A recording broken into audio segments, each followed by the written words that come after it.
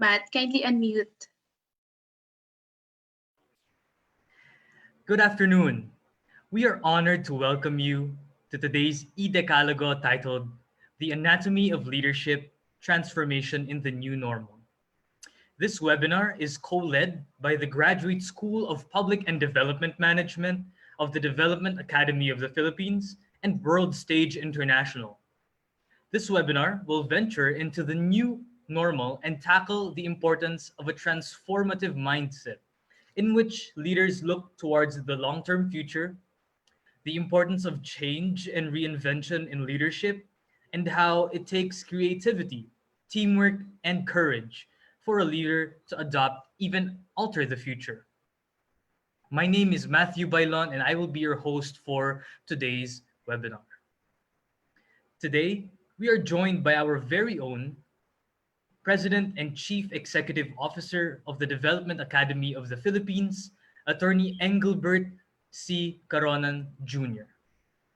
At the helm of this eDekalogo is DAP-GSPM Senior Vice President and Dean, Dr. Lizanne E. Perande Calina. Thank you very much, Matt. We also welcome, thank you, Doctor. We also welcome to the webinar our esteemed speakers, Professor Sherman Cruz, Founder, Executive Director, and Chief Futurist at the Center for Engaged Foresight, core member and expert at the UNESCO Global Futures Literacy Network, regional editor for the Journal of Future Studies, and supervising fellow for Futures Thinking here at DAP-GSPM. We also welcome Coach Cherry Pua Africa, Managing Director at World Stage International and Certified NLP Trainer. We are also grateful for the presence of our reactors, Mr. Roland Ramos, Branch Manager, China Gold Insurance Agency, Dr. Marvin Munar, Medical Specialist 3, Community and Family Medicine, DRRMH, at Ilocos Training and Regional Medical Center, and Dr. Maria Oliva Domingo, Supervising Fellow at the DAP-GSPM and President of Kalayaan College. To begin, may I call on our very own Dr. Lizan E. Perante Calina, DAP-GSPDM Senior Vice President and Dean, for her keynote speech. Good afternoon, everyone. Thank you, Matt, for that kind introduction.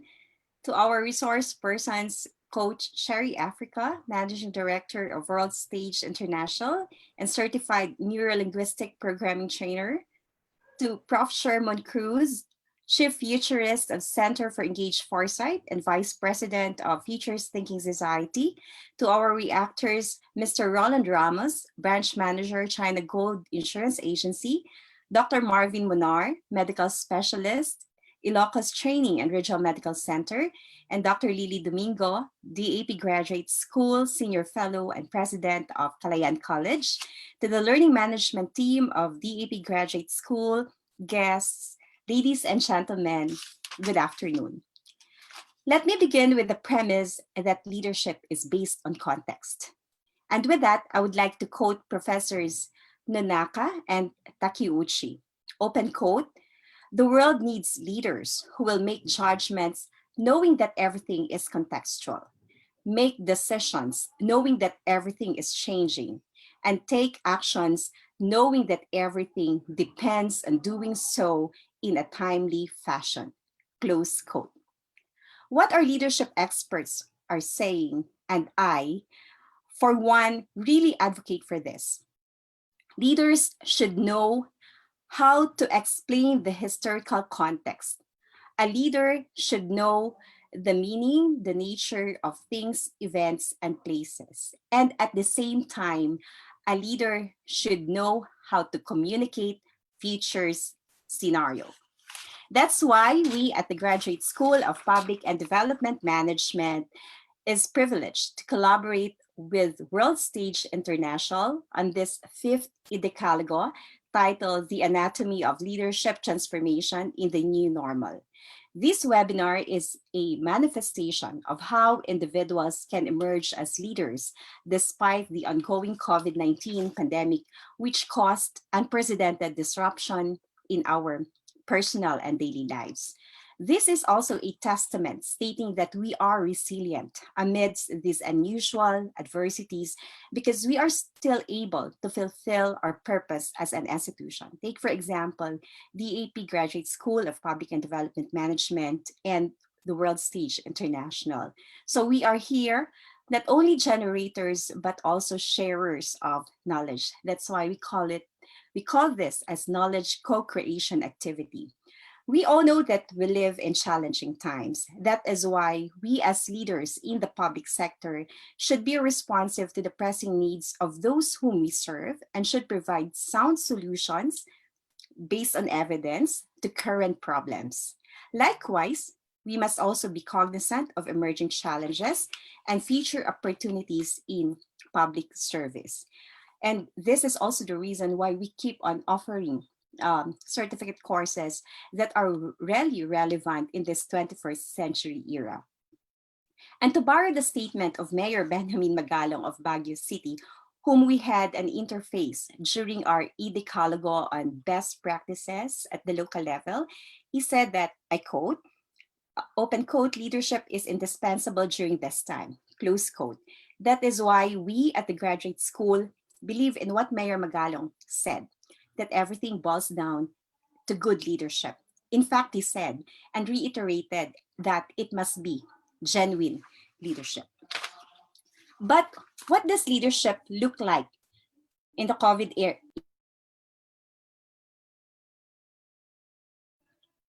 In the COVID era world, in the current context, how do we, as leaders, in our own right, help our organizations transform into one that is not only able to survive and adapt, but also able to thrive? This afternoon, we are looking at leadership transformation in the new normal through the lenses of futures thinking, neurolinguistic programming, and frenetic leadership. As the current pandemic continues to increase in casualties while affecting all aspects of life, ranging from personal to political to economic, we are in a state of shock, anxiety, and uncertainty. Hence, this leaves us with our hands tied when it comes to dealing with this extraordinary situation. Nevertheless, neurolinguistic programming, frenetic leadership, and futures thinking will free our hands from the chains of this kind of uncertainty. Neurolinguistic programming fixes the inner psychological state broken by the uncertainty and anxiety caused by the pandemic and then energizes the spirit. This allows the energized spirit to empower other people to build trust and then team up with each other to take action. However, the uncertain nature of this pandemic requires futures thinking. In fact, when we apply futures thinking, we take advantage of the various features scenarios of the pandemic to come up with creative and innovative strategies with long-term impacts and considerations towards all angles of said scenarios. While frenetic leadership introduces us to the six abilities of an ethical and wise leader, it also directs us to use practical wisdom in order for us to foster phronesis or goodness in each other towards common good. In this way, neurolinguistic programming, features thinking, and frenetic leadership will equip us with the tools, will, morale, and energy needed to conquer and even alter the uncertain future of the COVID era world. Because leadership is not only about organization. Since it's not only about organization, I encourage and I pose this as challenge that we have to go beyond our organization and ourselves and look into the social purpose of it. This is the very heart of neurolinguistic programming, futures thinking, and frenetic leadership, which I am a product of. So during this time, it is likewise important for us leaders to be influencers. No, it's not only important for us to be influencers. It is likewise important that we should be lifelong learners. Thus, before the end of this webinar, we will be sharing with you a new certificate course on leadership that we co-developed with World Stage, and this will run in October. I am so excited with this certificate course because every time we talk about leadership, I'm really passionate about it because leadership is a staple for me. That's very important. Leadership, leadership, leadership. At the end of the day, we talk about leadership, but what kind of leader? As I mentioned earlier, leadership is based on context, but we help each other here through this leadership certificate course to inspire each other towards a future that cares. So to our participants, your participation this afternoon affords you an important chance for personal enrichment and professional development. Make the most of your time today. Take in as much learning as you can and apply what you have learned so that you can help build a better nation for Filipinos. Hiraya manawari po sa ating lahat. Good afternoon. Thank you, Dr. Perante Kalina. I am sure you are all anticipating the presentations of our esteemed speakers. So without further ado, I will introduce our first speaker, who will talk about the anatomy of leadership transformation in the new normal using the future's thinking lens. Professor Sherman Cruz is the founder, executive director, and chief futurist of the Center for Engaged Foresight, the premier strategic foresight, futures thinking, futures literacy, and design innovation hub in the Philippines and the Asia Pacific region. He graduated with a degree in political science with a minor in economics at Northwestern University, Lawag, and he obtained his Master of Arts in Public Administration at the same university. He has taken courses on energy management, intensive future studies, and business continuity management in DAP, Tam Kang University, and Buckinghamshire New University. He previously served as director of the Philippine Center for Foresight Education and Innovation Research, or PhilForesight, Associate Dean of the College of Arts and Sciences, Department Chair of the Public Administration and Political Science Programs, and University Planning Officer at Northwestern University, Lawag. Professor Sherman is a core member and expert of UNESCO's Global Futures Literacy Network, as well as the founding member of Asia Pacific Futures Network. Lastly, he is the regional editor for the Journal of Futures Studies. In this way, Professor Sherman is a professional futurist and a certified business continuity management that specializes in international relations and public administration through his published journals and papers together with professional teaching experience. That is why, ladies and gentlemen, please join me in welcoming Professor Sherman Cruz. Thank you very much for that kind introduction. Good afternoon to each and everyone. Let me just jump in to my presentation. I'm going to share it now. Okay. Let me know if you can see it. Okay.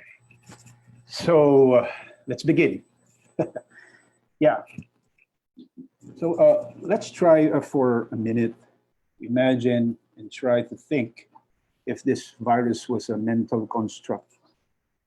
And this pandemic, a social, political, cultural, environmental, technological phenomenon.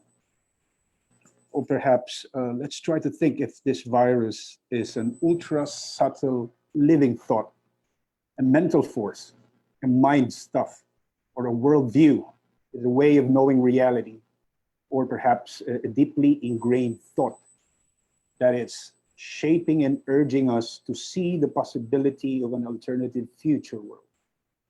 As Arundhati Roy wants us to understand that this virus is a portal, forcing us to break from the past and imagine the world anew.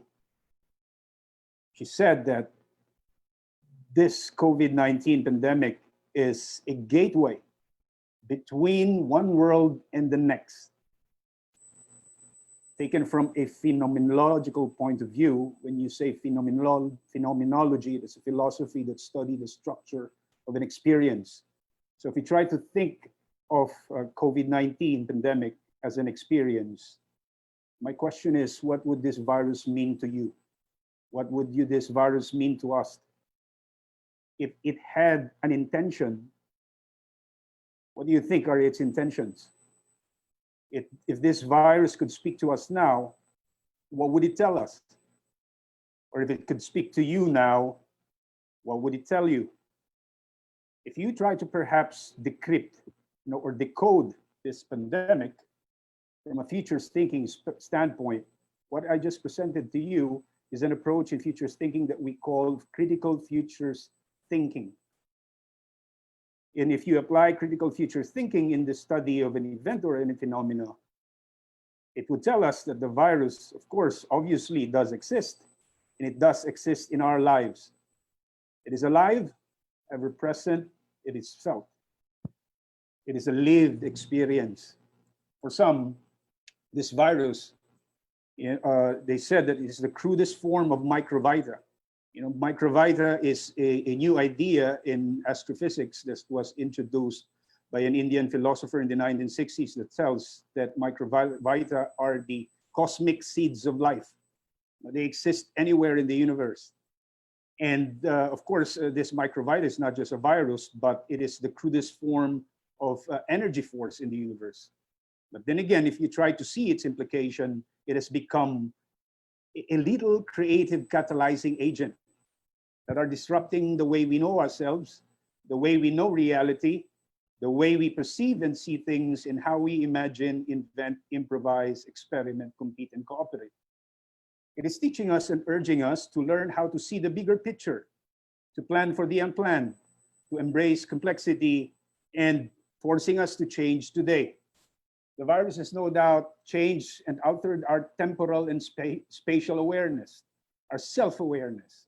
It has altered our state of emotions and it influenced our judgments, how we embody and effect action, specifically empathy, how we socially interact and collectively act, and how we spend in our life world, our daily life, in our family, our everyday activities, our work.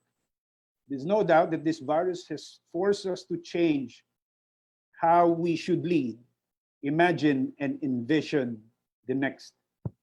Now, if this virus was an emotion, a thought, it is, of course, we cannot ignore that. It is a fact now.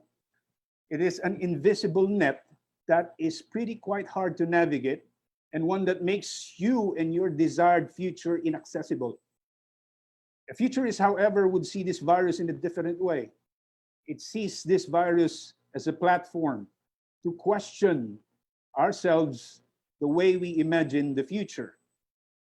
Because we have this attachment or addiction to short-termism. And our addiction to short-termism has basically influenced our ways of knowing reality. We have never learned how to think of the long term because we always think in terms of the 24/7 way of life. This pandemic, this virus, is unfortunately the current fabric of our world today, and perhaps its long-term impacts will be felt in all of our alternative or preferable future worlds. Perhaps it could exist and will impact us for the next 3 generations. But there is hope, right? The question is, how might we embody and imagine hope? How might we bring that hope into practice? How might these fruits of hope emerge? In what ways? How might that look like? How and why? And how might a leader with a futurist mindset reflect and transcend these questions? Because as one colleague noted, he said, Zia Sardar, that conflicts or contradictions can never be resolved. It can only be transcended. How might the leader with a futurist mindset unpack, decode the past, the present, and the future that underlies a phenomenon? How might a futurist anatomize a transformed or a transformational leader in a post-normal world? Of course, our idea is the new normal. Our idea of the new normal is as if we see it as new. But then again, if you try to deconstruct it, it is not actually new. It is merely a continuation of the past, of which we are trying to some sort of embrace to it and trying to figure out, how we can continue what we've been doing before. But then again, perhaps the word that we might want to use is the post-normal. The post-normal times or the post-normal world argues that all things that are normal has already evaporated. And that might exist for the next 50 years if we don't do something about it or transcend ourselves beyond it. Now, let's try to address these questions that are in my deck. By knowing what is futurist thinking, who is a futurist, and what makes a leader with a futurist transformed mindset. First, futurist thinking as a discipline is known as future studies. It is the study of possible, probable, and preferable futures, including the worldviews, our ways of knowing reality, and the myths that underlie each future. Of course, there are narratives that underlies within each future, whether it's a possible, probable, or preferable future. In Europe, they prefer to call it the discipline of anticipation because they want to emphasize the aspect of futures thinking that says that anticipation is a process of rigorous imagining. It's not just imagining, as is in daydreaming, but rather it is a process that enables you to deep dive into a rigorous imagination process, to develop the capacity to anticipate not just the future, but emergent future worlds. Now, as a mode of thinking, futures thinking is a thought process that enables you to expand your scope and ways of knowing. It is a tool in research, and most of the tools right now that's being developed in the futures community are gamification tools with statistics, with data, and so forth and so on. So this game provides you a process and technique to study the invisible if futures is seen as a gamification tool. As an action learning, it trains you how to critically investigate things and stuff and imagine and invent ideas and designs that does not exist yet. So futures thinking does this for you. Okay, as I've said, it enables you to develop your capacity to do rigorous imagining. It gives you a platform to study the invisible and expand your way of knowing the future. It trains you to develop agile imagination across multiple horizons, from near-term, medium-term to long-term futures. It makes you realize that the long-term has never been more urgent to confront near-term interests, because that's our disease right now. We're too short-termistic. We are too addicted to tap that buy now action button, or instant news headlines and quarterly reports.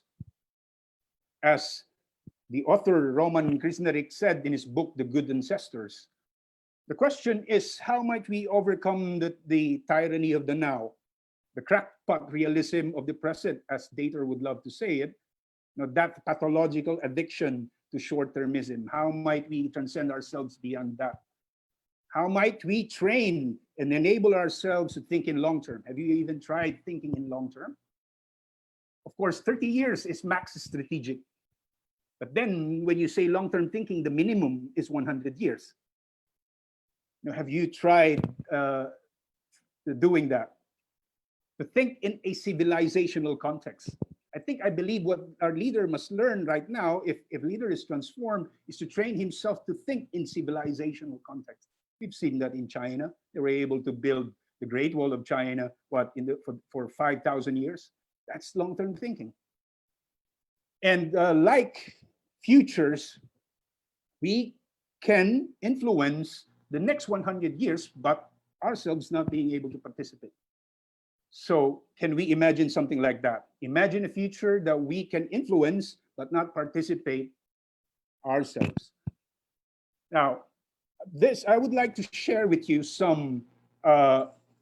this question: what would a transformational leader with a futurist mindset in a post-normal world look like?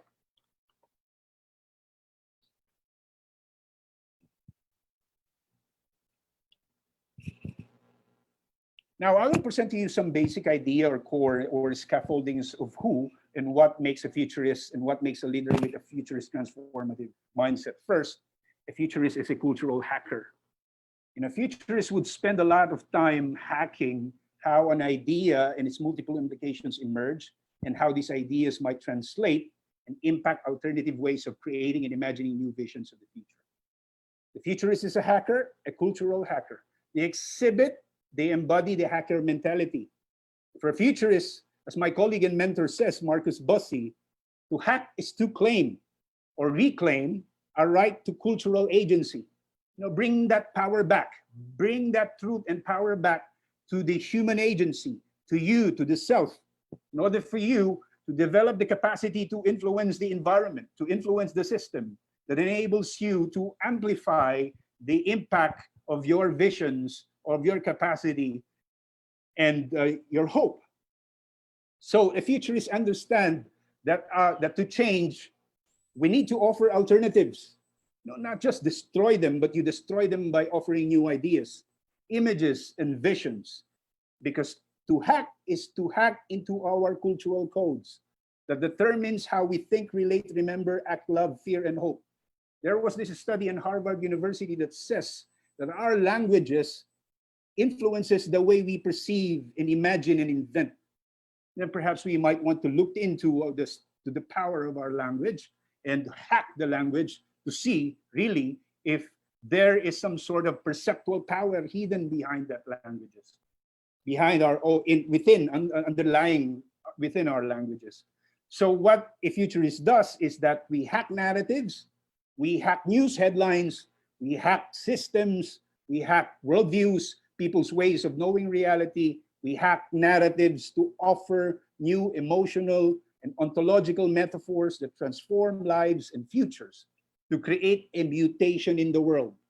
So transformation from a futurist standpoint is just some sort of pitching in, adding into the evolution of humanity of this planet. Try to create some sort of a depth for us to mutate into something new. Futurists are good at curating narratives. You know, we always talk about stories, and we've seen that 20 years ago that stories are powerful. These are myths, these are metaphors, and it can be done in different ways. Why are we futurists good at hacking narratives? Imagine if a leader is good at that.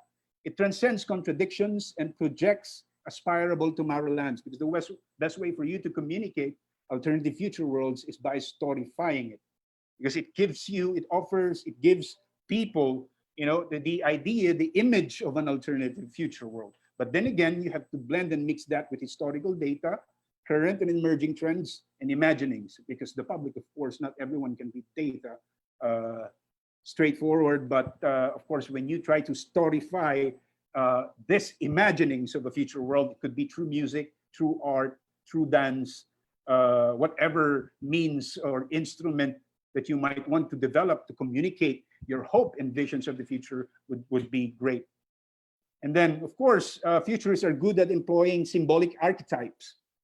If you try to look up into, you know, the scenario tools and methodologies, these are archetypes. The one that was developed by Peter Wack-Fuchel, the one that was developed by Peter Schwartz for the business community, the one that was developed originally by Herman Kahn for the RAND corporations, and the other scenario plans and methodologies that emerged later on are basically archetypes, because archetypes enables you to picture something that is invisible through using your imagination. In imagination, the currency of imagination is actually, for some, are science fiction, and for some, it is fiction, right?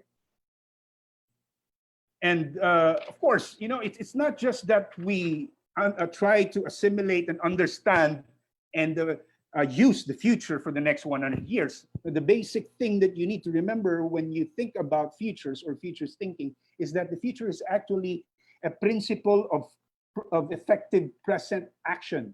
You know, that's the idea of futures thinking. You know, it is a principle of present action. It is that you are motivated and inspired to act and transform today because you know the future that you want, the future that you desire. And I think this week, the United Nations celebrating 75th year founding anniversary, and they have created a platform where, you know, anyone can participate to help you and, you know, imagine United Nation in the year 2050. Okay, and as one colleague notes, you know, futurists are people and leaders who effectively lives in the future and looks at today, the present as past. You know, to see what's coming, to anticipate what could emerge and imagine alternative, preferable future worlds to gain clarity, certainty, and direction today. So thinking about the future, as I've said, is important for taking effective action in the present. We human beings are naturally forward-thinking species, but this for many foresee is dormant. You know, they are undeveloped. But for others, it is highly active and highly developed. And thus could think in long term and innovate from the future very comfortably and really just in the snap of their hand. If you're really practicing this, you know, it's quite good. Now, how might you imagine things that does not exist yet? How might you think in a long term, in a short term future world? Futures thinking can give you an avenue to do just that. Now, again, a leader with a futurist mindset is not just human. No, they are nature-centric. Okay, now, nature as a worldview, as a way of knowing reality, is an emerging thought, an idea or power, wherein like-minded people has tried to argue and pushed for the idea of regenerative thinking. Because the best way for us, to develop and increase our resilience against existential risks and threats that we might face for the next 100 years is to embody and embrace nature. So they are not just human, as in design thinking, it is human-centric, but for futurist thinking, you go beyond that. You make it human-centric and nature-centric. So a leader with a futurist mindset thinks on a planetary scale. It's not just a specific geography or locality or a community, while that is very crucial and important. But then again, all of us, in one way or another, will impact. Our impact could be felt at a planetary scale. Now, if we train ourselves, if you are a leader, think in this context on a planetary level, your influence and your implications would be much greater. So a leader with a futurist mindset goes beyond the personal and professional, as I've mentioned by Din Lizan in his keynote, and that it also includes, as he said, the societal. Now, but then I want to add into that by saying that a leader with a futurist transformed mindset makes, think in terms of a planetary scale and includes the unborn, the unheard, the animals, and the voiceless future generations and worlds in his visions of a post-normal or new normal world. The transnormal world, as I've said, or a post-normal world, as I've said, is a continuation of a normality. We're just trying to navigate, create some strategies to continue what's been done, but we have to do more than that. And then this is very crucial. With a leader with a futurist mindset think beyond the strategic minimum of 30 years, and they think and envision for 7 generations ahead. We've seen philosophers did that, and we've seen how their impact, in terms of the worldviews and realities and ways of knowing. Like, for example, the philosophy of Buddha or Jesus Christ, the impact of these leaders extended beyond their time. So a leader with a futurist mindset has to train themselves to think in that context, not just news headlines, not just in terms of data, not just in terms of systems thinking, but also to include ways of knowing reality and convey your message in the form of myth and metaphors. Because I think that idea could live for thousands of years if you develop yourself to just do that. And again, as I've said, this is the 8th one, is that a leader with a futurist mindset or transformed mindset are known to be masters of perception and anticipation. Futurists understands the science and power of perception. Futurists are masters of perception. They are aware. They know that the way you perceive the future influences your attitude and behavior. In fact, there is a recent study conducted again by Harvard University that says that there is a correlation between how you understand the future as the way you understand the future affects your attitude and behavior. It has an implication to your savings behavior, right? And they've seen that in China. In their language, futures in China is a futureless language. Chinese or Mandarin is a futureless language. They do not separate past, present. They do not understand time or the future as something that is separate from the past or the present. It's not some sort of taken in the context of chronology, but they understand the future as the lived experience. And there is a research to that effect that says that the way you perceive the future affects your capacity or your tendency or propensity to save wealth. And of course, the future envisions, the future with a futurist mindset always envisions a new story of what's possible.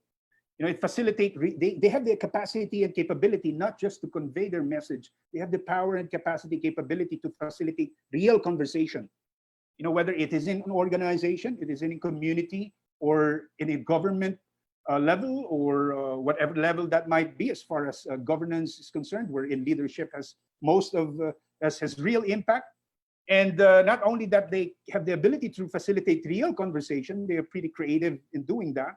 They have the ability to actually inspire, engage participants, their fellow leaders, and themselves on how to make sense of the big picture, And by communicating the future, them as a lived experience, they cherish that. They use that as a platform to build their strength, their courage and character to act and create strategic pathways for a better and brighter tomorrow. So futures thinking is not just about imagining scenarios of alternative future worlds, but the most important aspect of that, no, not the most important, but a part of that process is the ability to create the pathway for you to actually achieve the preferred future. So to conclude my part here is that the leaders of the post-normal futures are the conscious provocateurs. They provoke, right? They provoke, they question. They provoke by questioning. They provoke by questioning assumptions. They provoke by creating alternative visions of the future.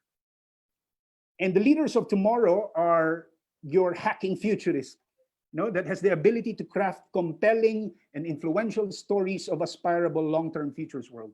They have this legacy mindset. You have to develop that legacy mindset. You just don't lead for the sake of it, for the sake of now, for the sake of 24/7 quarterly reports, annual strategic 5-year development plan. The leader should go beyond that.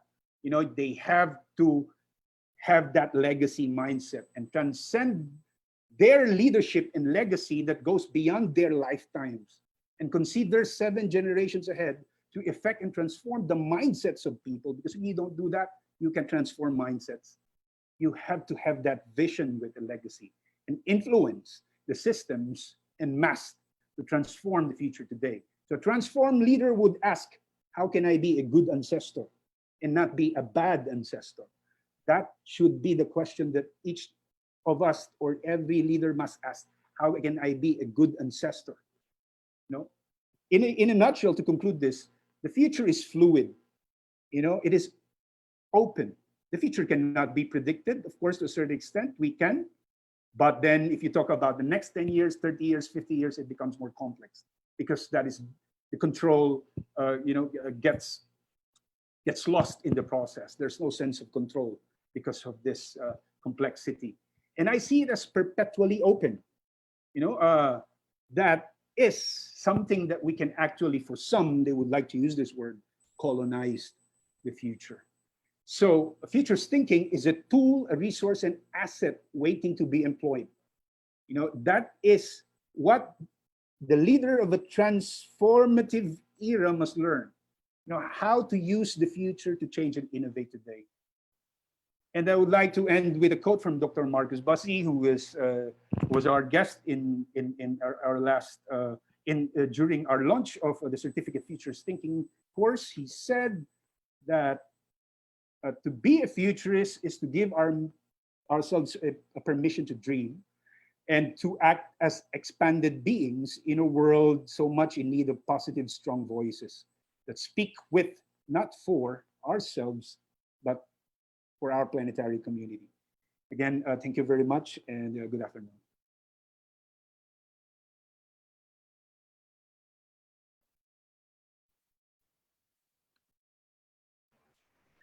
Thank you, Professor Cruz, for your very insightful presentation using the futures thinking lens. We encourage everyone to write their comments on the presentation in the Zoom chat box. And now, we will look at the anatomy of leadership transformation in the new normal through the neurolinguistic programming lens. May I introduce our second speaker. Coach Cherry is the current managing director of World Stage International. Having graduated from college with experience in youth leadership, Coach Cherry is a renowned speaker who is one of the most sought-after transformation coaches in Asia. She started her brand marketing career at Procter & Gamble, where she honed her expertise in the fields of leadership and strategic thinking. Through that career, Coach Cherry discovered her passion in building brands around people. Moreover, her book, Circle of Fire, jump-started her transformation work in Singapore, Malaysia, Thailand, Vietnam, and the Philippines, where she works with companies, teams, and individuals from both public and private sectors, as well as the youth. Coach Cherry trained to become a master practitioner of neurolinguistic programming, or NLP, hypnotherapy, and timeline therapy licensed by the American Board of NLP. She also became a certified masterclass trainer in Singapore. In this way, Coach Cherry is a master consciousness trainer who has decades-long experience in leadership, business training, and even the theater arts. Moreover, she brings with her a blustery, bold, and passionate groove, ready to help individuals and teams succeed. With this, ladies and gentlemen, please help me in welcoming Coach Cherry Pua Africa.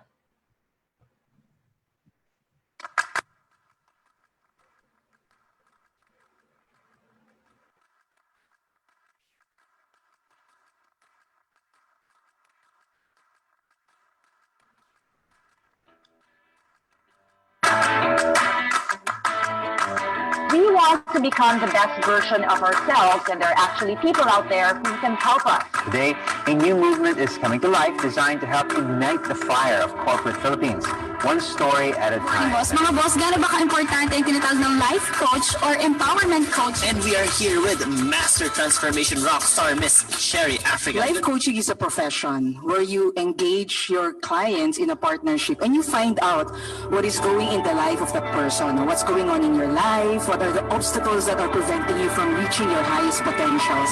We have rapid techniques that basically enable individuals to reach their highest potentials, at a pace that's quicker than they ever thought possible. Success always starts with taking that first step whenever the obstacles come. We are taking that walk through fire. Ready ka na ba? Ready na, Coach! Yes! Ready na!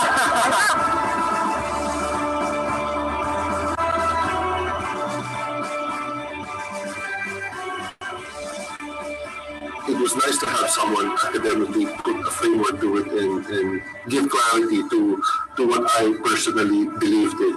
So, this workshop has been very fruitful because I've been able to communicate similar values to my team in a way that I always struggled, and with that I'm very thankful for. The lessons that Cherry and their team imparted to us. So I was quite happy. I'm very happy with the output because I think we really needed to be energized again as a team, and we really needed more creative input so that we feel that we can serve the happy skin consumers more. Thank you to Coach Cherry and her awesome World Stage International team. May you continue keeping the world fired up and ready to go. Thank you, because you move me, you inspire me, and I think out of all the things you've taught me, thank you for making me feel awesome. You are awesome.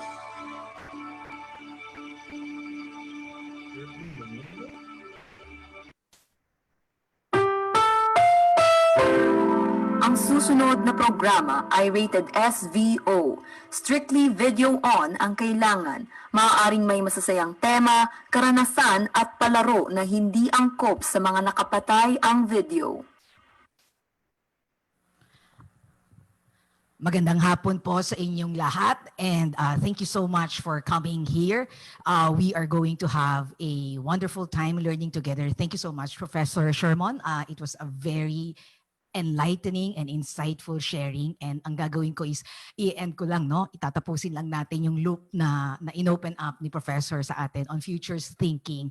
I hope you're all excited to learn more about transformational leadership. I'm very excited to share something with you. First, I wanted to share in the new normal, ang silence natin may power, kapag medyo choppy o hindi tayo naririnig, parang it sounds a little bit unfriendly. So I just wanted to check, testing, is my microphone on? Can you unmute yourself and let me just feel your energy and your vibrations? Can you just say yes if you can hear me? Yes. Yes. Yes. Yan, okay. Yes. So, itong hapon na to, no, usually, ang buhay natin, especially right now, we are always fighting, no? After lunch, before lunch, we are fighting hunger, and after lunch, we are fighting sleepiness. So, ang gagawin natin is we're going to try and reframe ourselves and give ourselves, yung sisawag na symbolic archetype, no? So, pagka umaga kasi, maganda ang ating aura. So, gagawin natin para talaga magandang ang ating learning aura. I'd like to greet each and every one of you. Good morning po sa inyong lahat, no? And I hope you're all, feeling, the vibrations of learning. We are here to learn a lot of things. Right now, what we are experiencing is this kind of a world. It has actually made us go down to our knees. It has disturbed our souls. We are here to create conversations that will fuel not just our mind, not just our heart, but also our soul, no? And this thing that is happening to us, this crisis, this is not for the faint-hearted, no? In the cruelest of all circumstances, it has actually, extinguish the human fire that we have inside us, and napakahirap nito. And so in order for us to fight on and to actually charge forward into the future, the first thing we need to do is to change our state and our emotions. I'd like to invite everybody, now that your videos are on, to just give us a little bit of a smile. Ayan, para naman magkaroon tayo ng hope. Sabi kanina ni Professor, di ba? New versions of hope ang ating gustong kunin. So we want to make sure that we are beaming, whether or not we have our our mask or not, kailan nag-smile tayo. Kasi ang real smile, hindi naman nakikita sa ating mouth. Nakikita yan sa mga wrinkles on our eyes. So, ladies, huwag tayong magpa-botox para talagang kita kung genuine yung smile. A smile that starts from the heart actually beams in the wrinkles of our eyes. And remember, all of these, we are beaming even if we are virtual. No, we are beaming. And ang ibig sabihin niya, no, yung smile natin brings out our energy, and our energy introduces us right now. No, hindi na tayo makapagbigay ng calling card, hindi na tayo makapag-shake ng hands. And the first thing that people will feel when they first experience us is our energy. I am here to share with you that if we wanted to catalyze the future and bring it to the present and bring our teams and even ourselves and our families to a hopeful future, we need to make sure that our energies are alive, and that energy is everything. Now, I'm going to talk about NLP. NLP is interactive, it is dramatic, it is intelligent, it is somatic. When you say somatic, kasama po ang body. Embodiment ang tawag natin dyan. We cannot just think transformation. We cannot just feel transformation. We have to do transformation. And right now, where hope is actually, the world is very dim, di ba? Parang nawawalan tayo ng hope. A smile is the most hopeful thing that we can actually wear right now. So I hope you're all wearing your smile. Smile lang tayo, no? And I know what has happened to us right now, kahit nagkaroon pa tayo ng vaccine, we are never gonna go back to a life, pre-COVID. This whole thing that has happened to us has changed our life and our cultures permanently and the way we do things. I have a question to ask you. How is the new normal changing you? Maybe you could run to your chat and just share with us. I am really very curious. How is it changing you, whether it is for the positive or negative? Just to have a little bit of calibration, how the entire 200 people are feeling right now. Pakisulat lang para we have an idea. Where are you coming from? How is it changing you, no? Is it making you more alive, or is it making you less alive? Is it making you more energetic or more tired, no? Lalo na ngayon we're working from home, minsan mainit, no? So minsan nakaka-exhaust talaga ng body natin. It extinguishes our spirit. So maybe you could just write there in the chat box, how is the new normal changing you? Come on, let's give you some time to do that.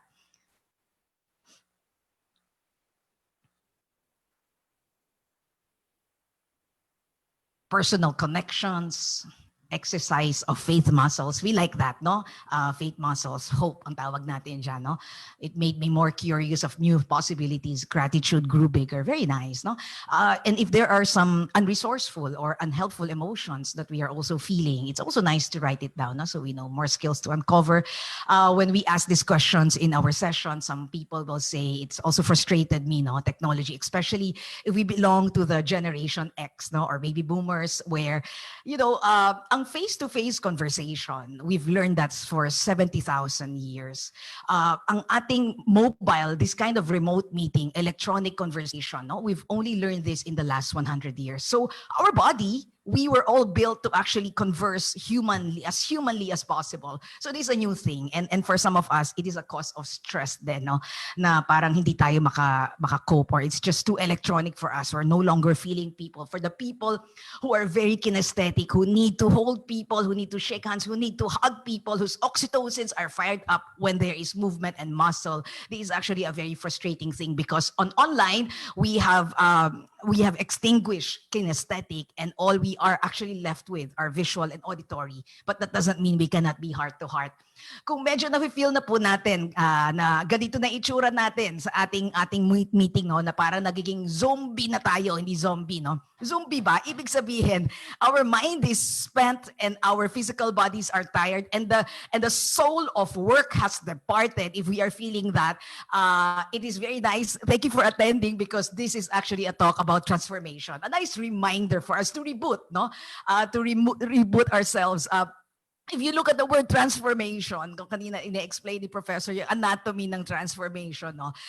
Yung word na form is inside the word transformation, which means we cannot transform, we cannot heal our nation and our people and our culture if there is no change in form. And a lot of the forms rest on our bodies. So if you're finding yourself in the new normal, medyo kuba-kuba na, no? If parang nagsaslouch na tayo, make sure that your slouch is not your walk and does not become your walk. No? Pakitaas lang po ang kamay natin if we wanted to be successful right now. Taas niyo po ang kamay ninyo. Nakikita ko kayo. Ayan, no? Everyone, no? Yung mga hindi nagtaas ng kamay, you don't belong to this Zoom meeting. Okay, lahat tayo, we wanted to see success. However way that means, no? Wealth generation, career progress, bringing our companies and our organizations, no, to the next big level. We wanted to succeed. But before we succeed, remember this, success is actually an altered state. State is feeling, state is our emotion. No, we need to alter something inside us in order to be successful. So there needs to be some change, no? And the first thing that we need to alter is not even our thought, no? Because something moves faster than our thought. Kung ano iniisip natin, and that is called emotions.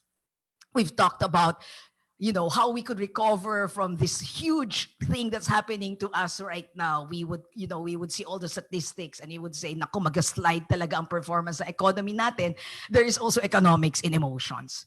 When we become tired, when we become less hopeful, when we are uninspired, may effect yan sa ating results. Okay? And so we need to make sure, if we want to rally our nation, your organization, to the next big idea, we need to make sure we watch our emotions. This is a very, very dark time for us right now. No? It has totally brought us down to our knees. We were never prepared for this. We've always talked about transformation and innovation in our meetings and conversations.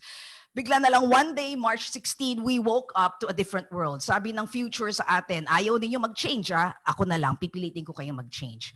And as we actually brace ourselves for even bigger transformations happening, in order to make sure our bodies are ready, we need to also take care of our people. Now, we need to make sure our people are taken care of. There is a Maori proverb that goes, "Heyaha te miyu niwi o te ao, hetangata, hetangata, hetangata." Yan, heyaha te miyu niwi o te ao, hetangata, hetangata, hetangata. In English, ask me, what is the most important thing in this world? And the answer is, it is people. It is people. And it is people.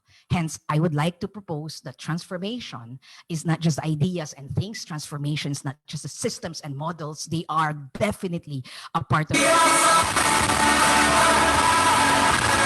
It begins with ourselves, and then we actually make, we are so radiantly brilliant and energetic and positive, so that we influence the people around us. And this is how we rebuild our culture again.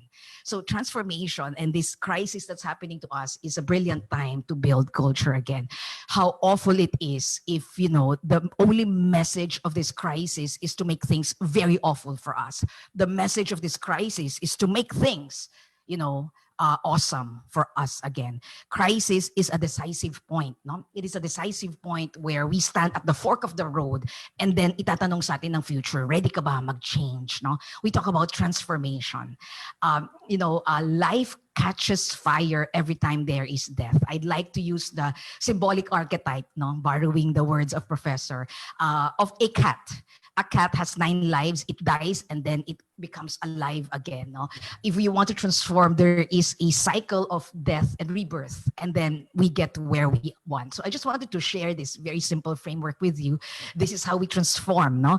Ito po yung mga step. And as you could see here, sabi dito, meron tayong mga eureka moment. No? Eureka moment means, diba? Aha! Yan ang dapat natin gawin para mag-transform tayo. And we're all going to experience some progress. In short, no, mag-move tayo as a humanity, as a civilization, and we're gonna grow and prosper. That is the promise of this whole crisis for us. And we're gonna celebrate as a nation. Great cultures will do that. No? But before you do that, you need to make sure that you go on a next leap. In short, no, alam mo kung ano yung next sa pupuntahan mo. Ayan yung next leap, no? And that next leap, we need, before we even get to that next big step, look at the first 3 things that you need to do for transformation. First is, you need to make sure you take care of feelings. You take care, no? That you show people are being cared for. No, you cannot rally your team, your family, mag-change tayo if they don't feel cared for. No, feelings are important. Second is that people must feel safe. When you talk about physical safety, but we also talk about safety, psychological safety. No? There is safety to fail so that we could actually innovate. And last is we need to actually have great relationships. Hence, just to put it in a very, very short summary, yung first 3 natin, it talks about culture. No, and there is a study that shows that culture is 8 times more powerful than strategy. Strategy's head, culture is the heart and the gut. No, para yung Voltes 5. No, parang Voltes 5 na individually, di ba, may kalaban kang giant. Individually, each person cannot defeat that. Something needs to happen. They need to transform into one single unit. At pag naging Voltes 5 na sila, nag-integrate sila, no? Nag-integrate yung power nila. May ulo, may heart, may gut, may paa, may gagawa, no? So that they could actually perform and win. I'd like to share with you a principle of how we could actually integrate, no? How we could integrate. I call it NLP. NLP, I've learned NLP in the last 15 years, and it has changed my life, my work, my mission significantly, and it's all about transformation.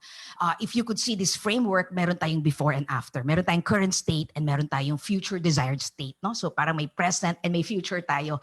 It's all the same. We are all wanting to have as a consciousness, as a national consciousness, pare-pareho tayo, no? We are moving forward coherent ang ating heart rhythm. We want to make sure we're all positive, we're buoyant, diba? We are actually, we are acting the same way, walang gravity, walang inertia. But to be able to do that, we need some resources and some tools. So just for this afternoon, no, I'd like to just share with you a possible resource that can help us move from present to future or to a desired state, and that is called NLP. NLP is actually neurolinguistic programming, no? It just covers 3 things, guys, no? Neuro, para lang di yung makalimutan, hawakan niyo yung head niyo, neuro. It is your head, no? Your brain, and then your words that you use, no? Your mouth, whatever it is that you speak creates your reality, and then programming are your actions, the behavior. People see behavior, they don't see your mindset, but they can make decisions or conclusions about what your go-to meaning is and what your mindset is from your behavior. NLP was founded by Richard Bandler and John Grinder, and the 3rd generation NLP by these 2 people, Judith Delosier and Robert Dilts. No? Sila yung mga nagbibigay niyan. And just to share with you a little bit of something, I cannot talk about everything, but these are just some of the benefits that you will experience when you learn NLP in the automatic programming. Pag gumising ka, NLP ka na, no? You're actually empowered, you're actually feeling energetic, you're feeling vibrant, na parang kaya mo to, kaya kita mo naman dyan, isang benefit yan is there's excellence every day that's being felt, and isa pa dyan is utilization. You're able to utilize what is happening in the context, something that you cannot control, to make positive outcomes and revenues for yourself and for your organization. It is how we change.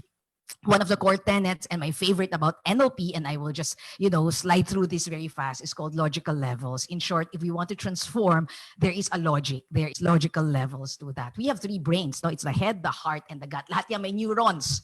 Lahat ng brains natin, hindi lang isa yung brain natin, 3 yung brain natin, no? Creativity, compassion, and courage. So if we want to move and if we wanted to get to a generative state and achieve our outcome, all the 3 brains must be fired up and must be congruent.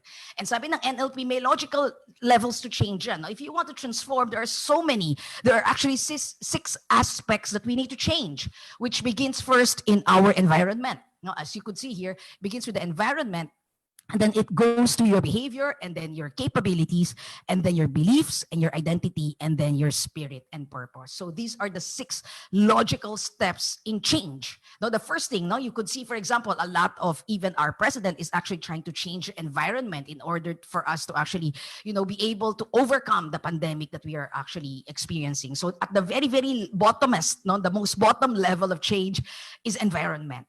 Pero pag tiningnan mo, ang pinaka-importanting change is the spirit. The spirit. Now, what this is saying and telling us is that at the very lowest level, you could make a change thinking about it. Now, you could make people comply and follow the transformation if you could require a behavior. For example, kailangan nakamask tayo, kundi huliin ko kayo. So, at the bottom level, from environment, behavior, and capabilities, you could create that change just by telling them they can comply. But, if the last or the uppermost part there, the spirit, the values, the identity, and the mindset does not change, you will find that the change process is short-lived.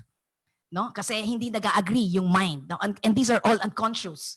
No? Hindi siya consistent na values ko, no? Yung spirit natin, for what purpose am I doing this? Because we are not hermits, we live with people. Pag hindi siya congruent, the change is going to be temporary. Hence, if we are looking for transformation, and even as we as leaders transform our organizations, beginning with our own families, we need to make sure that all of these 6 things are actually addressed.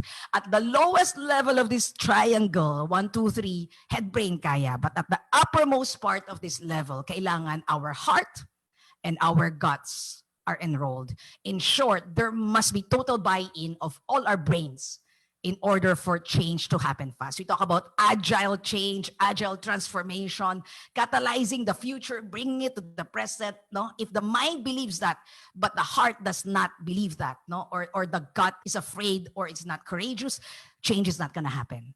There is a logical level to change, and it must be congruent to the mind, to the body, and to the spirit. Very quickly lang, guys, papakita ko sa inyo to, no. That person there is yourself.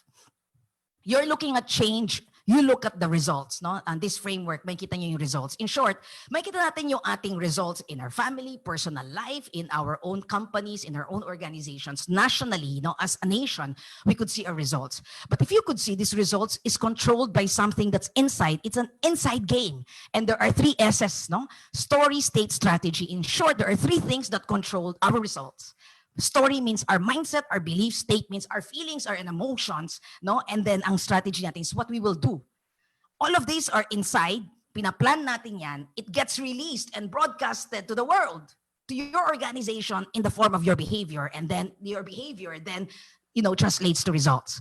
However, if you look at all of these things, no, pag tinignan nyo yung left side ng spectrum or ng framework na yan, our body is actually receiving 4 million bits of information every second. Ganyan ka-powerful ang mind natin. No? Pero finifilter natin siya.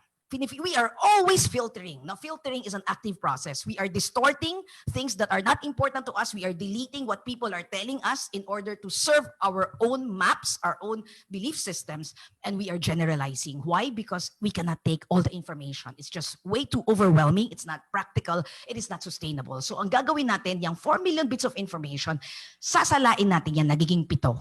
So we receive information. Now we will qualify the information available to us, choose 7. That's the reason why you all have different beliefs, you all have different mindsets because of your memories, because of everything. So we are all products of the data points that we choose to receive into our system. And these data points will then form our story, our emotions, and our strategy, and it will be released back to the world in the form of our results.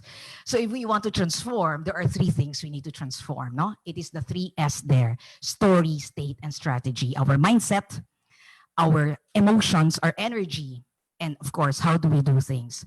Because this framework tells us, no, that we are actually, diba, 4 million bits of information, we choose 7, and I choose my own 7, you choose your own 7. Sabi ng world data, no, you're all independent and free thinkers, you choose your own 7. And because we choose our own 7, one of the things that NLP believes in is the map is not a territory. Our beliefs are not the exact territory. Everything is really just a subjective interpretation of reality. And so if we believe that the map is not a territory, it is so important as leaders that we respect the map of other people. Parang hirap, no? Pag may lumapit sa atin, feeling mo ay mali ka, how do you actually, banish that from your system and say, mali ka, no? People, iba-iba yung 7 nila sa 7 natin.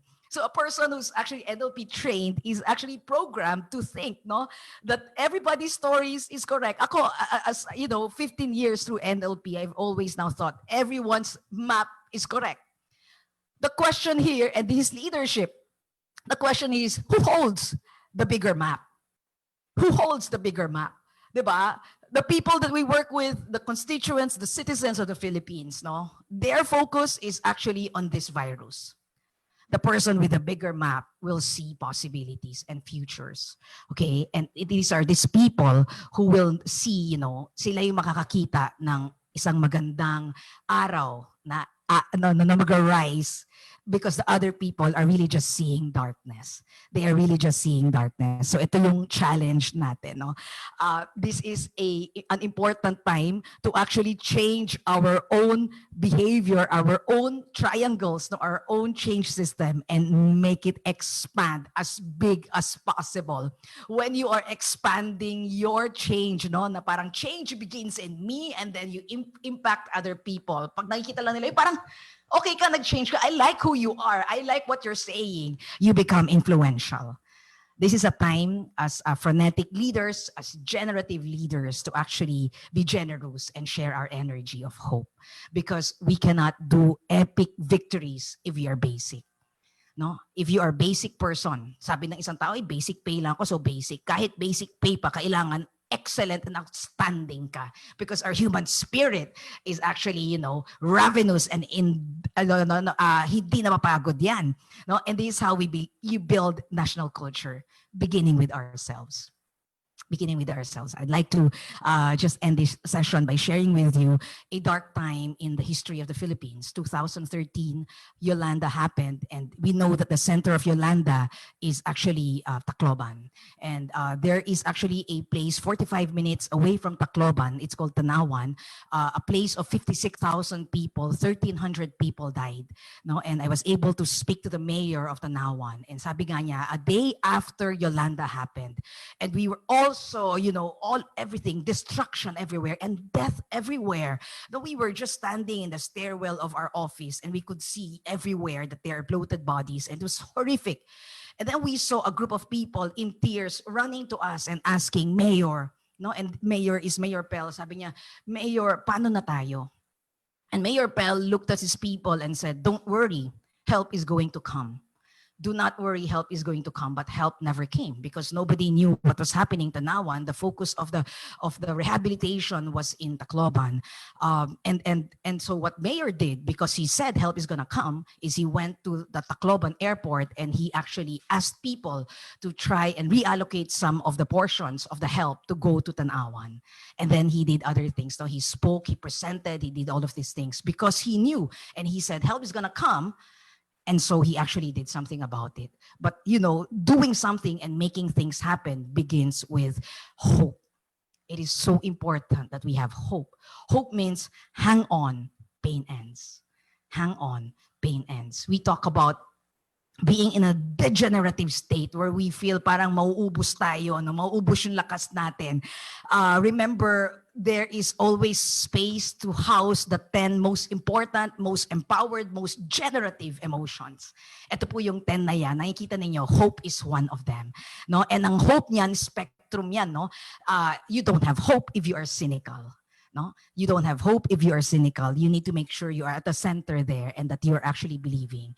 And so if we wanted to transform, and we know transformation begins inside, the first thing we need to actually make sure is we release. There is always a cynic in us. Done that, been there, kaya yan, wala namang mangyayari, ganito na lang tayo as a nation, ganito na lang. If our consciousness is like that, it's so hard to transform. Hence, we need to release this cynicism and we need to actually welcome more awe into our life. Even the great Einstein said, no, nothing's going to happen if your eyes are closed. We need to open our eyes and see possibilities. We need to study the invisible, as what Professor said. How do you do that? The first thing you need to remember is to actually have awe in your heart. Another one bad day I wanted to share with you. I do some one-on-one coaching, counseling with people. There was this severely depressed person who came to me who did not want to come to me, but was forced by the parents to come. And prior to that, he committed suicide. She committed suicide, and she actually was just, rescued by the parents. She came to me, and then when we were sitting down, and I was in my brother's office, I borrowed the office. We were there. She looked at me and she said, "If you are going to, Coach Cherry, tell me to have hope, and if you're going to tell me to have a dream or a vision at the end of the year, you're actually mistaken, because right now all I'm thinking is how I could survive the next 5 minutes." And she was all cynical, and there was no place to be open and curious about learning. And I asked her this one question. I asked her, "Where do you want to be right now?" And then she looked around the office, and in cynicism, she pointed to my brother's son's 7-year-old painting, and this was the painting, and she said, "I want to be there." And so I told her, "Okay, I'll bring you there." So we went through a series of, we went through a hypnosis session. And when for 20 minutes, her eyes were closed, and I was just bringing her to the future. And before she could open her eyes, I remember, and I vividly remember, there were tears rolling down her eyes. And when she opened her eyes, she told me, "I now have hope. I now have hope." A lot of the people that we work with don't see hope anymore, and the only thing that they see is darkness. And a lot of cruel, meanness are also coming out sometimes. We need to, as leaders, deal hope. And hope, when we have hope, we can begin the process of transforming. We're going through one bad day right now, but remember this: one bad day is not a bad week, and one bad week is not a bad year, and certainly one bad year is not going to be one big bad century. We have hope. No, we can catalyze the future. There's a time to innovate. There is a process of innovation, but it begins in us. We cannot say, "I'm going to change if my boss changes or my country changes." We have to make the change begin in us. We all know hope is not a plan, but hope begins the plan. Hope begins the plan. Our plan must be generative to make people believe, and it is our role as leaders to make people believe that the impossible can be possible. There is a roadmap to change. No, these 6 things. As leaders, we bring our people to these 6 layers of change, but it begins with first making sure that people are feeling energetic and bullish and hopeful about the future. It is our goal to make them see a brighter future. No one is as smart as all of us. It is time to actually build the national culture. And it all begins with just making sure we are bright, we are strong, we are empowered, we are NLP in such, we understand what our mindsets are, and we hold the bigger story. I hope this was able to give you a little bit of hope. I'm excited to actually work the narrative of transformation with you. I'll be here if you have some questions. And thank you so much for this time to be able to share a little bit of the framework of NLP in terms of the narrative of hope. Thank you. Thank you very much for the excellent presentation, Coach Cherry. I am sure that today's presentations have been very enlightening to all of us. Indeed, DAP-GSPM and World Stage are honored to become part of your leadership and learning journey. However, this does not end here, because in the next few weeks, DAP, GSPDM, and World Stage will be launching a certificate course that has NLP and phronetic leadership at its core. To give us a sneak peek on this exciting certificate course, may I again call Coach Cherry Africa. Thank you. Thank you very much. I wanted to share this video with you just to jumpstart the entire program. If you could watch this first.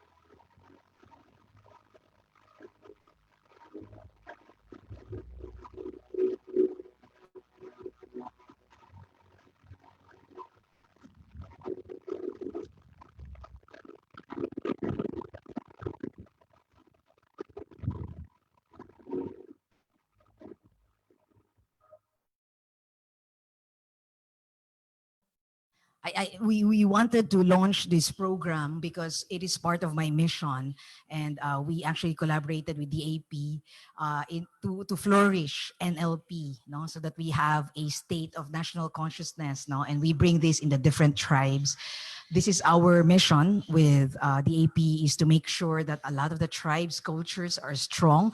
There are three things that you need to make, for a hot tribe: cultures worth following, work worth doing, and the most important thing is leaders worth following.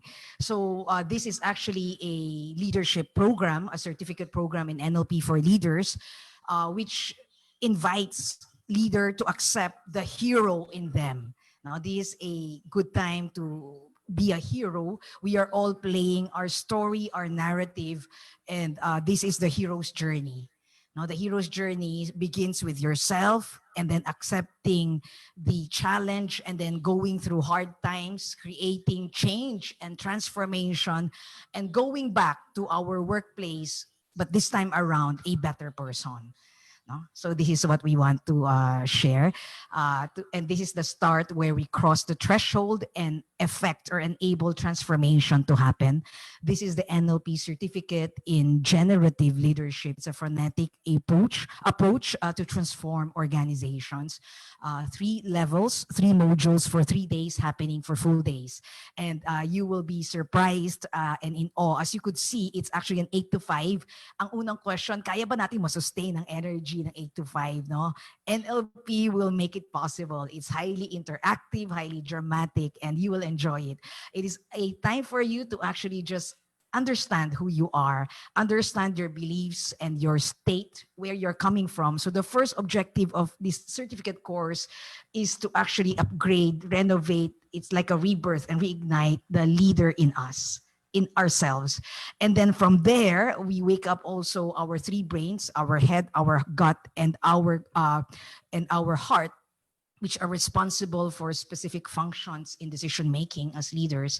Hindi lang po head ang ginagamit natin mag-decide. We also make use of our hearts and our guts to decide when it's time to move, when it's time to deliver the bad news. No, we need to have courage and we don't overthink. So makita natin how do we actually make decisions as leaders.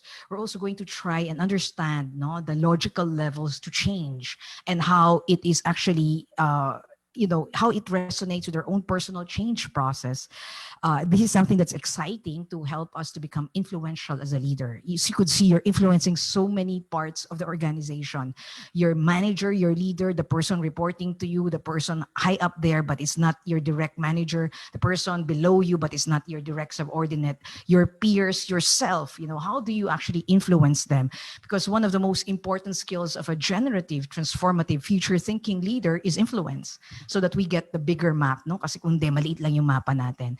And finally, we will also try and learn how to innovate and bring innovation to our organizations. We have the power, we have the resources, and it is actually all inside us.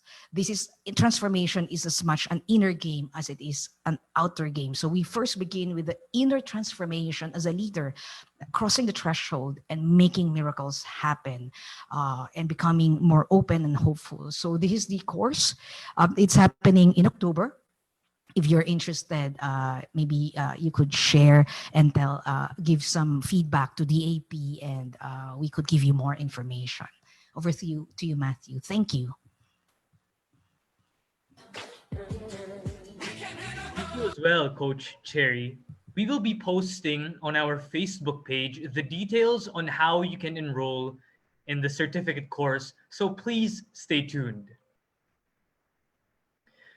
We will now listen to the reactions from our esteemed panel of reactors. For structure, the order will be Mr. Roland Ramos first, followed by Dr. Marvin Munar, and last but not the least, Dr. Lily Domingo, who will give her reaction and a brief synthesis of today's presentations.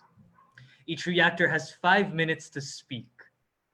To moderate the open forum, I would like to call on Dr. Lizanne E. Perante Calina.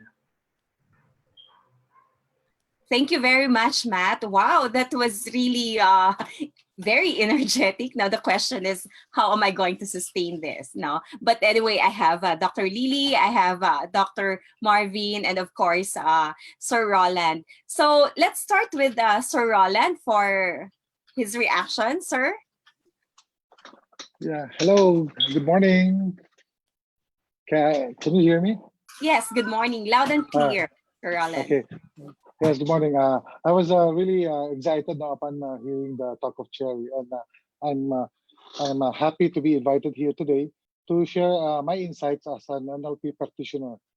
Now, as what Coach Cherry has explained earlier, NLP is simply a tool that can help us moving forward, especially as leaders. It is a tool that enables us to think, to change the way we think, for us to change the way we feel, and to change the way we do.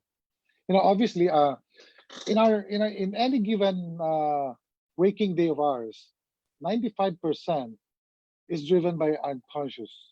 So it means 95% of our time we are all autopilot. Only 5% is conscious thinking.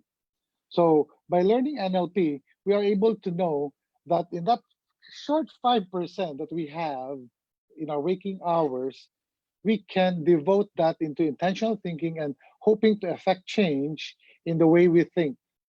Moving forward in implementing how we want to affect a change in the way we do things. For example, on our day-to-day plans, either you're in the government or in your private sector, there are really things that you would want to focus on, and it all has to start from within ourselves. As a leader, as you want to be a transformative leader in the new normal, you would want to be able to adapt quick enough and fast enough. And learning NLP techniques and the tools would actually help us in understanding ourselves and understanding the situation and the people around us, for us to be able to communicate better and probably show and guide our respective teams in the direction that we want to take them. Thank you. Thank you for that, Sir Roland. So we need to be fast and quick, no, in order for us to adapt. That was really great. Okay, so now let's hear from Dr. Lily. Okay, si Dr. Marvin pala muna. Sorry. Doc Marvin. Yes, hello, good afternoon. It brings me back to the pre-COVID times, not so long time ago. That was October, I guess, November and December, when our institution was actually a recipient of a combined frenetic leadership and NLP. Now, it sounds something new at that time, and we think DAP and the world stage to come up with a hybrid, no? And you brought this to our institution, and without knowing that while we are finding new ways to bring about an island of governance, to contribute an island, one of the islands of governance, no, to push public sector institutions like our institution, ang nangyari was COVID came in. And we are very fortunate that with the theories and the tools we've learned, no, we are able to really embrace these challenging moments. And it just so happened that we activated all these learnings, and the whole organization and the whole team just fired up. And now we are actually looking at it on a more fragile moment. Despite of the chaos that we are having now, we are actually looking on ways, no, and finding order, no, keep on responding while revisiting our strategic plans, and it's working. We felt working together as a team and responding and keep on planning, re-strategizing, and everything is felt, no, from our mental models, the way we convey our message to our personnel and to our clients and to our patients. And we feel that. We feel that. And now, just like what the first speaker said, we live with the experience. We're feeling that experience, no matter how hard it may be. And now we are trying to discern it.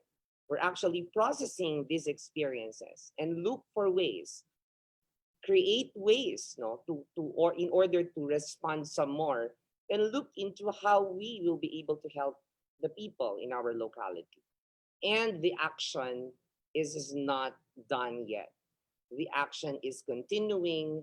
And now at the level of response and re-strategizing, we look forward that we are able to fight this and learn from it.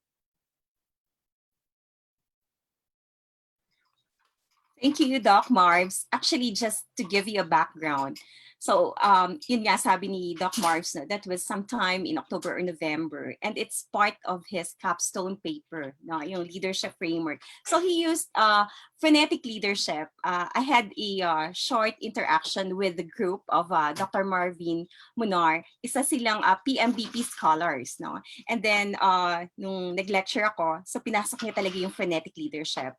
And he told me na, Doc, we will operationalize this and implement sa Ilocos Regional Medical Center nga. Sabi ko, are you sure? Parang paano natin gawin? So from there, we developed this hybrid model, no? Yung kasama yung NLP and phonetic leadership. And that was, I can say, it was a success, no? Kasi until now, continue yung collaboration namin with ITMRC, and then we will develop na your learning resource center. No, we will call it nga features thinking, no? Pero nasa process of co-development. So I'm really happy na nagagawa natin to. It's really about changing the mindset. No? So I believe nandun yon, at ngayon ginagamit nila Dr. Marvin sa hospital. It's a testimony. So thank you for that, Dr. Marvin. So from the private sector, andyan siya, no? It's really operational, and nasa public sector. Alam nyo, if we just believe in changing the mindset na kaya natin to. We can do this. We can ignite, no, the Filipino Hiraya through the power of foresight. So together we can inspire each other, like what we did with Dr. Marvin's hospital sa Ilocos Norte. Sana ma-multiply natin yan, ano. Okay, thank you for that. Now, from Ma'am Lily, no, our leadership professor at NCPAG. Ma'am Lily. Thank you, Dr. Lisan. I am part of a panel that is supposed to do a reaction, and I can give my reaction in one word. Awesome. Today, we were introduced to very big concepts, moving us as far away as the entire galaxy or universe, to have a planetary scale imagination. But we are drawn back on the ground to be reminded to think about ourselves too, and that the way we think, the way we feel, our gut, are the most important elements that we need to use with us when we practice leadership. The pandemic will be a very bad part of our history.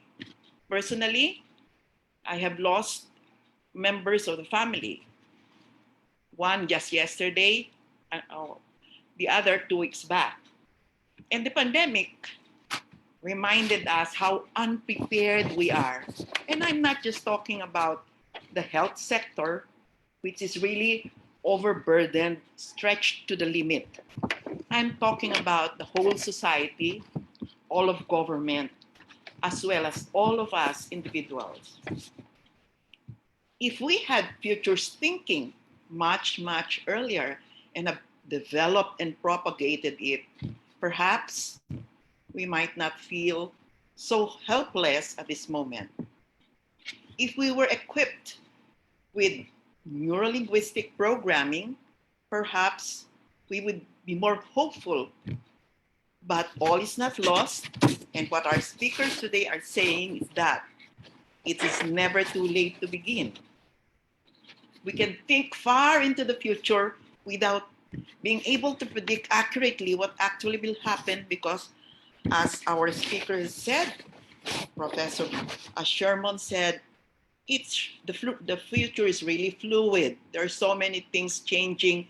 We can hardly keep track of all these changes, and therefore it is difficult to predict. But we can start somewhere, and we should start somewhere. And I'm so happy that the GSPDM is launching a certificate course towards that direction. This is a concrete measure, an initiative that needs to be propagated and supported. I love the concepts that I heard today, mind-boggling. The concept of transformational leadership is an old one. It was coined in the late 70s by James McGregor Burns when he talked about transformational leadership, distinguishing it from transactional or the day-to-day leadership. But today, we are using it in a different spirit, that of changing the world by thinking of the future and using what we have within us through a neurolinguistic programming. And so I share the hope of our coach here, Coach Cherry. You say, hope is not a plan, but it begins with a plan. It begins a plan. And we will remain hopeful that the seeds that are going to be planted in the certificate course will bear fruit, because the last word of Professor Sherman says that we would like to be good ancestors, to have seeds, to grow seeds that will leave good fruit. And I think futures thinking, neurolinguistic programming are the start of the good seeds. So congratulations, GSPDM, and thank you to Professor Sherman Cruz and to Coach Cherry for sharing with us this afternoon your very insightful but challenging ideas and concepts, and urging everybody that the way to solve the problems of today is by looking further into the future, using our strengths and building our capacities. Gandang hapon po sa inyo lahat. Maraming salamat, Ma'am Lily. So at this point in time, we can entertain at least 3 questions. If you will raise your hand, then I will call you. I'll put you on air. Please do so. So I am looking now at our chat box and also here in our participants list. Okay. Okay. So I can read some comments while I'm waiting for your questions. Yeah, here. According to Sir Antonio Batad, it's really worth it today, no? And from Sir Adrian naman, hindi na ito back to the future, kundi forward to the future. Yes, we have to have that mindset, futures system, futures thinking. So it's not only about hindsight, insight, but it's all about foresight, no? Okay. We have also a comment from Ma'am Malu Rabulida. I don't, Ma'am Malu, are you there? Would you like to ask a question? Okay. Yes, ito, si Ma'am Malu sabi niya, may I reinforce the element of values, no, ethics, what is right or wrong to these frameworks as part of making choices and decisions. Ma'am Malu, I would like to put you on air. Are you okay while you're fixing your video and audio? I will wait for you, Mamalu.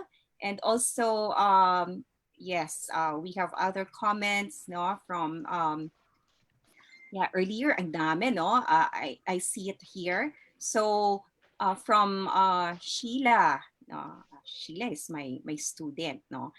According to Sheila, she talks about the system, no, the governance system. So how can we instill futures thinking when the term of office is only for 3 years, no? But then, of course, we have look forward, no? And sabi nga ng mga resource persons natin, it's really about changing mindsets, no? Behaviors, no? We should have that passion and enthusiasm, no? To have a forward-looking mind. All right. So Mama Lu, are you there?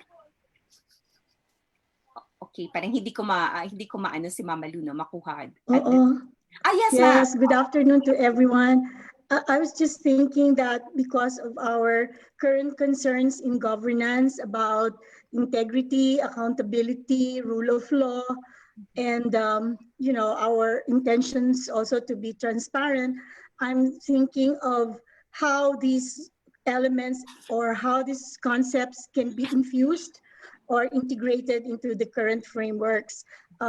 Looking into the presentation of Professor Sherman Cruz, I would like to take note of one point there that he mentioned in the diagram, in the framework, that at the end of all the possibilities, the probabilities is the element of preference, which will now entail making choices and making decisions in the policies and in our actions, collectively or individually.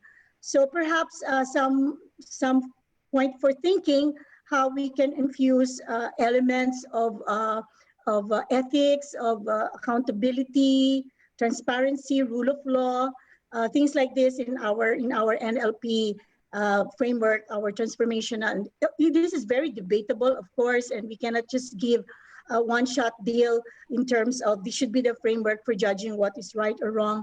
But at least we have a platform for making choices that have some universal humanistic perspectives. And I don't know whether it can also include, because governance is anchored on liberal democracy, if there's also any way that this can be used. Perhaps for the private sector, it need not necessarily include these dimensions, but for the public sector, it's very important for us to also infuse these concepts of governance and the elements, the ethics that's involved in it. Thank you. Thank you, Dr. Malu. Yes, may we get some thoughts and ideas from Prof. Sherman and then to be followed by Coach Cherry. Yeah, thank you very much, Malu, for that question. In fact, that we had that conversation when we had a foresight workshop with the United Nations Framework for Climate Change, when they tried to some sort of have a conversation about creating new types of public good. And in the conversation about the emergence of new types of public good, ethics was one of the most, was the question that was pretty quite difficult to facilitate and ask. Another case is on artificial intelligence. In fact, that is one of the drivers that is impacting the conversation about the future of AI. And there was an attempt from Google to create an AI ethics board. Now, the time that it was released, they created that board. The next day, they closed it, shut it down. So the issue of ethics is really critical and pretty quite complex. But in futures thinking, there is this space that I and Marcus Bosley created, and we called it Intimate Futures. And of course, Intimate Futures used the language or linguistics as a guide to give us some sort of an indicator in determining what's ethical or not. And we did that, and we learned, for example, we did that actually in Ilocos. We facilitated the Futures Workshop using the Ilocano language. It was an experiment.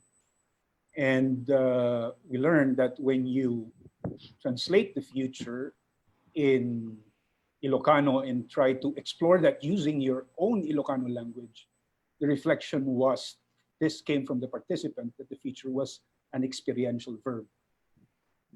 And we tried to deconstruct it further. And then the issue of ethics also came out. And then we learned that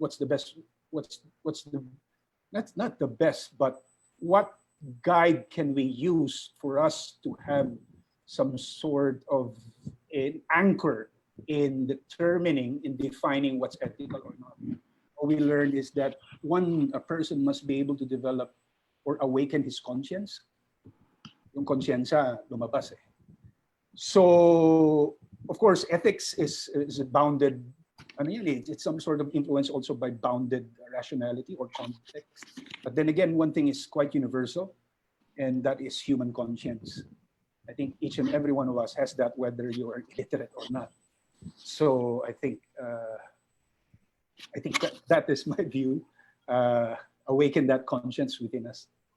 Yeah, that's a very good example, no? The one you mentioned about Ilocos workshop, wherein you really use the language to awaken, of course, the culture and the values. And also, before I proceed to Coach Cherry, I remember Jerome Glenn. Jerome Glenn is a futurist and also in charge of the Millennium Project. Now, it's about global future research studies. And he mentioned that in the 21st century, while we are really engaged into technology, what will remain are our values, our ethics. No? That's why we are promoting this regenerative system, regenerative cities, wherein we embed culture, values, ethics, and then the environment. We want to have a sustainable life. We are the future, Kaya ito talagang we are really passionate, We volunteer to do this knowledge co-creation because we want to have a future that cares. That's what we want. So I hope together we can do this. It's really para, sinasabi nga natin palagi, para sa inang bayan. Okay, sorry, I'm very passionate about it. Coach Cherry, may we have your thoughts about this question of Dr. Rebolida?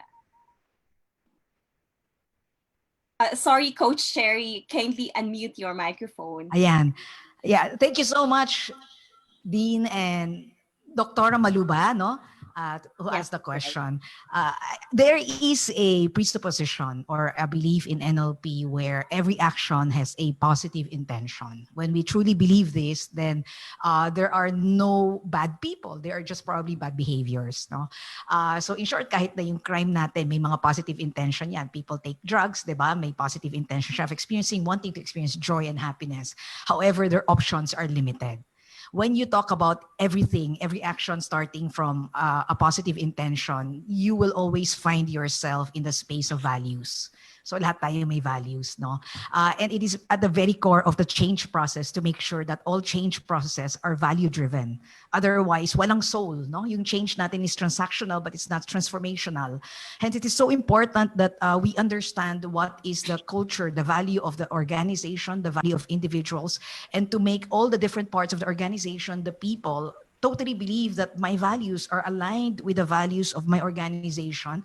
And if we want a totally united and cohesive country, that all the values of all of these tribes coming together, we only have one values. Kaya lang kasi, di ba sa NLP, 4 million bits of information, 7 lang yung tinitake natin, iba-iba. And we receive this information based on our values, which means that we were programmed to have different values. For example, some people, ethics, or integrity ang value. Some people will give a lot of value on speed. So if your speed and your outcome ang value mo, sometimes it compromises the integrity. That is actually the thinking of a degenerative leader. Hindi niya kayang ipag-combine lahat ng mga values into the space. So the person who holds the bigger story is able to actually put all this together and blend it and make the portions or the parts congruent with each other. So yun yung importante. So as a leader, as a generative leader, you're able to generate options. You're able to generate ideas to make people move forward together. So yun yung important. Pero I will start at the belief that everybody has positive intentions. It's just a matter of hierarchy, prioritization of the values. As a leader, communicating which are the most important values for the organization so that we all work together, towards. If we say, for example, for this particular organization, integrity is so important. It is so important for us to move together towards that. So that's the first. And the second layer of the question there is in terms of transparency. It's also important. There is a, sabi nga nila, kung may information asymmetry, like people don't know the information, it's very hard for people to buy in emotionally a certain idea and actually forge forward with the change process with passion. So as leaders, one of the most important things that we need to actually do is to be a master communicator of the vision, of the values of the organization, so that people can move forward. And we need to be transparent with information. And part of transparency is the vulnerability of a leader. No, to make the leader, for the leader to be able to communicate also, the move should be from a point of strength to a point of weakness, hindi po from a point of weakness to a point of strength. Vulnerability is being in that state of weakness and being able to actually resonate with the people, go to their maps, influence them, and say, you know what, for this future that's happening, I don't know what the answer is. Nobody knows. There is no best model for what's happening to our future, right, or to our present times right now. No, this is a unique thing that's happening to us. But a leader is gonna say, we're gonna just go together and we'll provide the clarity and the confidence so that we could actually transform or turn this chaos and this fear inside all of us into a little bit of clarity. So emotions, buy-in is so important. Accountability is so important. At the end of the day, if you make a mistake, a leader will say, I made a mistake, and that's part of vulnerability. So there's a lot of components there. No, I think the most important here is to have a mindset of generation. We are going to generate and generate options for you so that we don't feel stuck.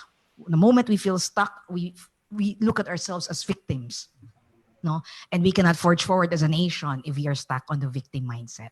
So dapat empowered, generative, no, transformational versus transactional. And mahirap siya. A generative leadership is very expensive in terms of energy. No? But I truly believe that we will always give energy and generate energy, when there is very little energy in the team, because we are generous people. So generative and frenetic leaders care for the collaborative. It is not just what's in it for me. It's what's good, what's just, what's right for the whole collective. I care for you, and together we go forward and become coherent. Yeah, thank you, Coach Sherry. And in line with that, I'm trying to recall about this quotation from Mother Princess of Thailand about bad behavior or bad people. She said in one of our case studies that no one wants to be bad, only that they don't have the opportunity to be good. So together, if we will create a mechanism or a platform wherein everyone will promote positive vibes, positive energy, then I believe we can create a future that cares. So maraming salamat, and I think we don't have much time, although we had a very interactive discussion. I, for one, talagang I'm enlightened and I am inspired to all our speakers and our reactors, and of course to the participation of our guests right now. And I encourage all of you to stay with us. We will create more knowledge sharing activities while we are in pandemic, kasi kailangan natin ma-inspire, and we have to move forward all the time. So thank you very much, Coach Sherry, Professor Sherman, Dr. Marvin Munar, Mr. Roland Ramos, Dr. Lily, and to all our participants. But before we go, I'll turn you over first to Matt. Matt? Thank you very much to everybody.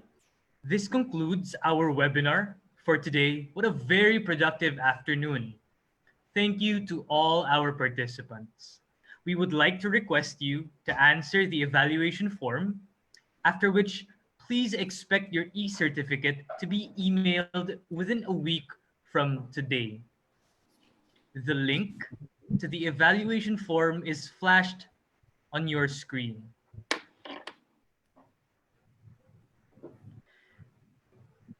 Further, we would like to enjoin you to take a photo with us. Please switch to Zoom's gallery view, turn your cameras on, and smile. Ayan. Okay, so let's take a photo. I will count to 3. I hope everybody is ready. Ayan. Kita po ba lahat?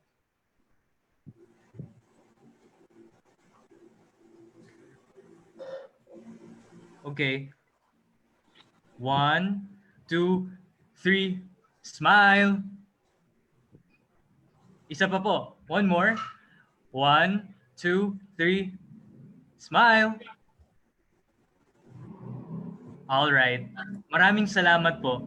Once again, we would like to request you to answer the evaluation form, after which please expect your e-certificate to be emailed within a week from today. We also thank our sponsors from World Stage International for co-leading today's eDekalogo.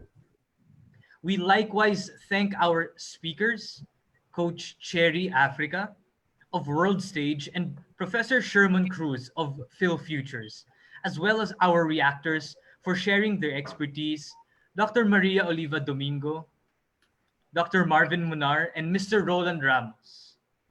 We also thank the project management teams of GSPM and World Stage International for organizing today's eDekalogo. Maraming salamat po at mabuhay.